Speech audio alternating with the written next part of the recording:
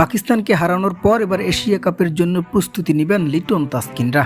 তবে এশিয়া কাপের জন্য মাঠে নামতে টাইগারদের হাতে অবসর থাকছে প্রায় 1টি মাস। আর এই 1 মাসের আগে বাংলাদেশের ক্রিকেটারদের চাওয়া আরও একটি সিরিজে নিজেদের অন্তর্ভুক্ত করা। কারণ এশিয়া কাপের মতো এত বড় একটা মঞ্চে মাঠে নামার আগে আরও বেশ ভালোভাবেই প্লেয়ারদের ঝালিয়ে নিয়ে মাঠে নামতে চান ক্যাপ্টেন লিটন কুমার দাস। আর সেই চাওয়াতে এবার সম্মতি দিয়েছেন বিসিবি প্রেসিডেন্ট। তবে বিসিবি চাইলেই তো আর সিরিজ নির্ধারণ করতে পারে না যে কোনো দলের বিপক্ষে। এতে প্রতিপক্ষের ম্যাচ খেলার মানসিকতাও নির্ভর করে, যেখানে ভারত চূড়ান্তভাবেই খেলবেন না এবং অস্ট্রেলিয়া, সাউথ আফ্রিকা ও নিউজিল্যান্ডের মতো বড় দলদের অগাস্টে ব্যস্ত শিডিউল রয়েছে। এছাড়াও আফগানিস্তান, পাকিস্তান ও জিম্বাবুয়ে কিংবা শ্রীলঙ্কা অগাস্টের শেষ 2 সপ্তাহে একে অপরের বিপক্ষে মুখোমুখি হতে যাচ্ছে। তাই পরবর্তী সিরিজের জন্য এদের কোনো দলকেই পাচ্ছে না বাংলাদেশ। তবে জানা যাচ্ছে বিসিবি সংযুক্ত আরব আমিরাতের সাথে সিরিজ খেলার আলোচনা চালাচ্ছে।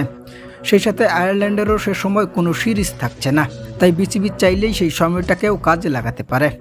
সব মিলিয়ে এখন দেখার বিষয় হয়ে দাঁড়িয়েছে সর্বশেষ বিসিবি বাংলাদেশকে নিয়ে কোন দেশের বিপক্ষে সিরিজ খেলতে আবারও মাঠে নামে।